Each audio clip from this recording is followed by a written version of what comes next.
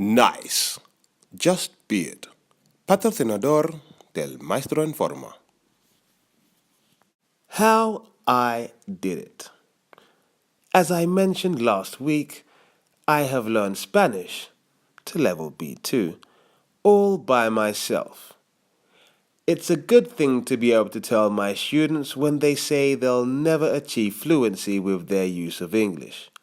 Of course, I also tell them about the methods I use to learn quickly and make the most of my time. I don't have any time. I hear that a lot. However, if you're studying a new subject, how you manage your time will have a knock-on effect. If you're studying English, lack of time isn't an excuse because it's everywhere. You need only be a bit more shrewd and humble. Shrewd because you have to think outside of the box in order to make the most of the resources available to you.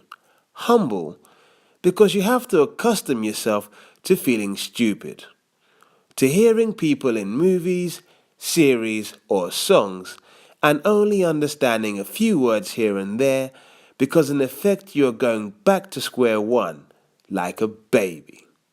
As such, everything is going to be new and repetition is key. Just by luck, a friend of mine had a program made up of 90 half-hour Spanish lessons, which he gave to me because he wasn't using it. It was Pimsleur Spanish. That's the link to the very first lesson, just so you can get an idea of where I started. I knew I would need something else if I really wanted to improve my ability, and I imagined that there were apps designed for that purpose. I tried all the well-known apps with no luck. Some of them were just too boring, and others were just useless. Then I came across Duolingo in the App Store.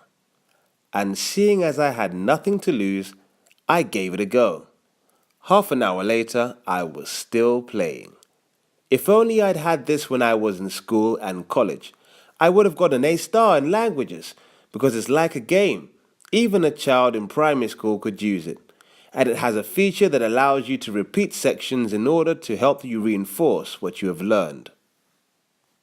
When I decided to learn Spanish, I was working 40 hours a week, but my employers added a further 90 minutes break time. So an 8-hour workday quickly becomes 10 hours when you take into account the fact that you need to get there 10 minutes early to leave your things and you rarely get off the shop floor on time. When you do get out, you need to wash your face and hands at the very least after a day in a shop like Primark. This, along with the fact that my commute was an hour long, meant I had no spare time to sit around at home or in a library studying unless I sacrificed my sleep or free time. And that wasn't going to happen. What I would do is play with Duolingo for the first half hour and then listen to Pimsleur for the second half hour. Then I would do the same on the way home. If I found one of the lessons difficult, I would just repeat it the next day. I was literally learning something new every day without having to give up a moment of my free time. As an English student, you have no excuses, because you also have Pimsleur and Duolingo, as well as a load of media such as that you might find on the internet or films. To give you an idea, back in England, the only film I could find was Pan's Labyrinth. Perhaps it would be a good film to see now because I'll understand what they're saying, but for someone with a basic level, the dialogue is too fast to understand the movie while reading subtitles. You can use Pimsleur in the shower, in bed, or while you're doing your household chores.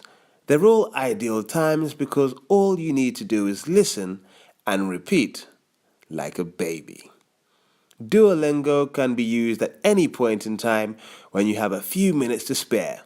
For example, waiting in line, cooking, in a car, only if you're the passenger, or perhaps on the bathroom throne.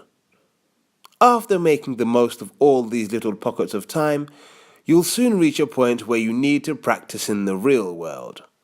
The key is to be shrewd and be humble. Shrewd because sometimes you'll have to make up words to express how you feel. And humble because you'll find that people rarely sound the way they do in educational programs. And it's not down to the program, but just something you have to accept and get over. Before kindly asking them to repeat themselves, in the end, accents that confuse you will turn into pleasant facets of the language.